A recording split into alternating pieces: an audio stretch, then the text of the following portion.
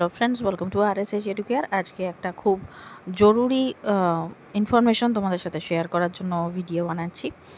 যে কিছুদিন ধরে যেটা মানে মাননীয় সুপ্রিম কোর্টের অর্ডারের জন্য আমরা দেখতে পাচ্ছিলাম, বিভিন্ন নিউজ পোর্টালে দেখছিলাম যে 30 বা 31 মের মধ্যে SLST অর্থাৎ 9, 10, 11, 12 গ্রুপ ডি গ্রুপ সির এক্সাম আসবে, তার নোটিফিকেশান বেরোবে, কি হবে, এক্সাম প্যাটার্ন কীরকম হবে, কারা কারা পরীক্ষা দিতে পারবে, তাদের যোগ্যতা কি থাকতে হবে, বয়স কত থাকতে হবে, এরকম সবই কিছু নিয়ে একটা সবার মধ্যে কিউরিসিটি তৈরি হয়েছিল। তো আজকে কিছুক্ষণ আগে আজকে বিকেলবেলায় আমাদের মাননীয় মুখ্যমন্ত্রী এই ব্যাপারে কিন্তু ডিটেলসে প্রেস কনফারেন্স করে বলেছেন, এবং ডিটেলস উনি যেগুলো আলোচনা করেছেন তার ভিত্তিতেই কিন্তু এই ভিডিওটা করা। সেক্ষেত্রে নোটিফিকেশান কবে বেরোবে, অ্যাপ্লিকেশান অনলাইন কবে শুরু হবে, কতদিন চলবে, এক্সাম কবে হতে পারে, পোস্ট কতগুলো আছে, কারা কারা পরীক্ষা দিতে পারবে, কাউন্সেলিং কবে হবে, প্যানেল কবে প্রকাশ হবে, এসবই কিন্তু আজকে আমি তোমাদের সাথে ডিটেলসে আলোচনা করব। তো ভিডিওটা প্রথম থেকে শেষ পর্যন্ত ধৈর্য সহকারে দেখো। আর যারা চ্যানেলে ফার্স্ট টাইম ভিজিট করছো তাদের জন্য বলবো অবশ্যই চ্যানেলকে সাবস্ক্রাইব করো, আর সাবস্ক্রাইব বাটনের পাশে থাকা যে বেল আইকন রয়েছে সেখানে অলে ক্লিক করো। তাহলে যখনই আমি কোনো নতুন ভিডিও তোমাদের জন্য আপলোড করব তার নোটিফিকেশান তোমাদের কাছে পৌঁছে যাবে। তো আজকে প্রেস কনফারেন্সে মাননীয় মুখ্যমন্ত্রী যেটা প্রথম বলেছেন সেটা হচ্ছে, নোটিফিকেশান যেটা আসবে সেটা কিন্তু আসছে আগামী 30 মে। কবে? 30 মে 2025। সবথেকে প্রথম গুরুত্বপূর্ণ বিষয় এটা। নেক্সট হচ্ছে কি, অনলাইন অ্যাপ্লিকেশান হবে কবে থেকে। মাননীয় মুখ্যমন্ত্রী যেটা বলেছেন সেই ভিত্তিতে যেটা বলা হচ্ছে সেটা হচ্ছে, অনলাইন অ্যাপ্লিকেশান খুব সম্ভবত 16 তারিখ অর্থাৎ 16ই জুন শুরু হবে। কবে শুরু হবে? 16ই জুন, এবং সেটা চলবে 14ই জুলাই পর্যন্ত, অর্থাৎ প্রায় 1 মাস। তাহলে 16ই জুন থেকে 14ই জুলাই পর্যন্ত আপাতত প্রেস কনফারেন্সে যা বলা হয়েছে সেই অনুযায়ী ফর্ম ফিল আপ চলবে। এক্স্যাক্টলি কবে পরীক্ষা নেওয়া হবে সে পরীক্ষার ডেট এখানে কিছু বলা হয়নি। আশা করছি নোটিফিকেশান, অফিসিয়াল নোটিফিকেশান বেরোলে সেখানে সমস্ত কিছু ডিটেলস দেওয়া থাকবে। এমনকি সিলেবাসও কী হতে পারে সেখানেও ডিটেলস সিলেবাস দেওয়া থাকবে। তো যখন নেক্সট নোটিফিকেশান বেরোবে তাতে ডিটেলসে যা দেওয়া থাকবে তখন কিন্তু আমি আবার তোমাদের সাথে শেয়ার করব। তো প্রেস কনফারেন্সে যা বলা হয়েছে তাতে সেই অনুযায়ী যে প্যানেল প্রকাশ, অর্থাৎ সমস্ত কিছু পরীক্ষা, প্রিলি বলো বা যদি মেন পরীক্ষা হয় আলাদা করে, সেক্ষেত্রে মেন পরীক্ষা বলো, ইন্টারভিউ বলো, এই সমস্ত কিছু হয়ে গিয়ে যে প্যানেল যেটা প্রকাশ করা হবে সেটা বলা হয়েছে কিন্তু 15 নভেম্বর। কবে বলা হচ্ছে? 15 নভেম্বর। এবং যেটা ফাইনাল কাউন্সিলিং সেটা বলা হয়েছে কিন্তু 20 নভেম্বর, অর্থাৎ নভেম্বরের মধ্যেই সমস্ত কিছু হবে সেটা কিন্তু বলা হয়েছে। এবার আসছি পোস্টের ভিত্তিতে, ঠিক আছে? পোস্ট কতগুলো?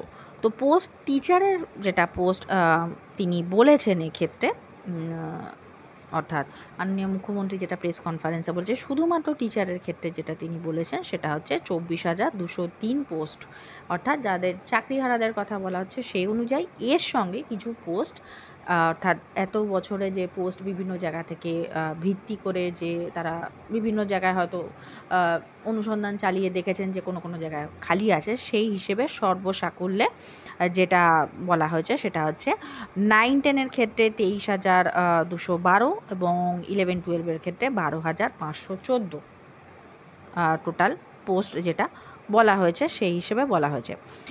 এটা কিন্তু বলা হচ্ছে, অর্থাৎ যারা অলরেডি মানে চাকরি যারা হারা এবং নতুন মানে নতুন করে হয়েছে সেই হিসেবে আলাদা আলাদা। আর যদি সব মিলিয়ে একসাথে বলা হয়, অর্থাৎ তার মধ্যে যদি গ্রুপ সি গ্রুপ ডি এরকম ধরা হয়, তাহলে প্রায় 44,000-এর মতো পোস্ট কিন্তু খালি রয়েছে। সেক্ষেত্রে এখন এই প্রেস কনফারেন্সে উনি শুধু পোস্টটা বলেছেন, কিন্তু গ্রুপ সি বা গ্রুপ ডি নিয়ে আর কিছু বিশেষ বলেননি। যেটাই বলেছেন সেটা কিন্তু এই 9, 10, 11, 12-এর ব্যাপার নিয়ে। এবার আসছি যে কারা পরীক্ষায় বসতে পারবেন। এখানে সেরকমভাবে বিস্তারিত কিছু বলা না হলেও যেরকমভাবে হিন্ট দেওয়া হয়েছে তাতে এটা বোঝা যাচ্ছে যে যারা চাকরিহারা এবং যারা নতুন উভয়ই কিন্তু পরীক্ষার সুযোগ থাকছে। নেক্সট আসছি যে এজ রিল্যাক্সেশনের কী ব্যাপার বলা হয়েছে।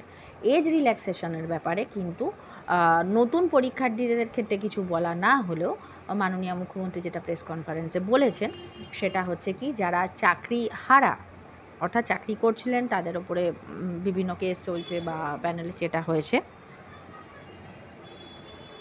সেক্ষেত্রে যাদের বয়স 40-এর ঊর্ধ্বে, অর্থাৎ নর্মালি আমরা কি জানি সরকারি পরীক্ষার ক্ষেত্রে বয়স, বিশেষ করে টিচিং এক্সামের ক্ষেত্রে 40 পর্যন্ত থাকে। এছাড়া রিজার্ভ ক্যাটাগরিদের জন্য আলাদা কিছু এজ রিল্যাক্সেশন থাকে। কিন্তু যারা চাকরি করছিলেন অলরেডি বা চাকরিহারা বলা যায়, তাদের ক্ষেত্রে মাননীয় মুখ্যমন্ত্রী যেটা বলেছেন সেটা হচ্ছে তাদের ক্ষেত্রে কিছু এজ রিল্যাক্সেশনের ব্যবস্থা করা হবে, এবং সেটা কতটা কী সেটা কিন্তু এখনও কিছু ডিটেলসে বলা হয়নি, শুধু ব্যবস্থা করা হবে এইটুকুনি ঘোষণা করা হয়েছে।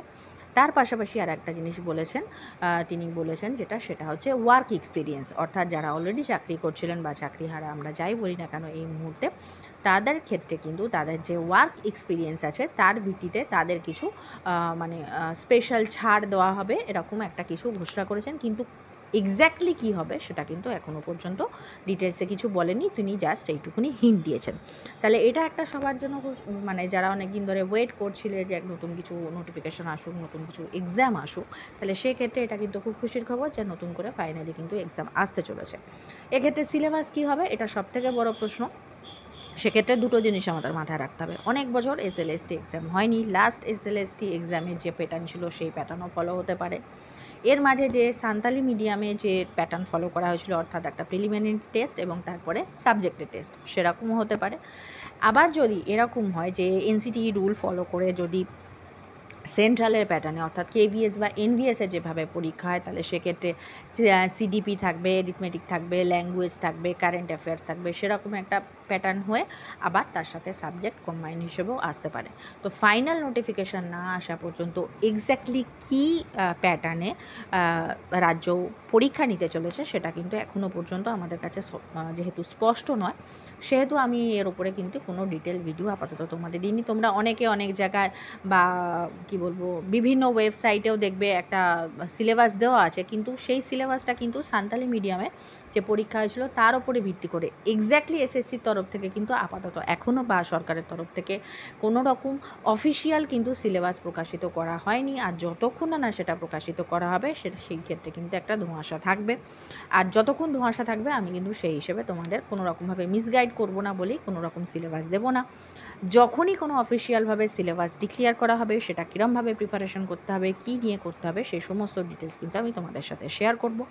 তার পাশাপাশি তোমাদের এটাও বলে রাখি, এই চ্যানেলে কিন্তু টেট এবং টেট রিলেটেড বিভিন্ন এক্সামের প্রিপারেশন তো অলরেডি চলছে, ক্লাস চলছে, প্রাইমারি, আপার প্রাইমারি, CTET-এর ক্ষেত্রে।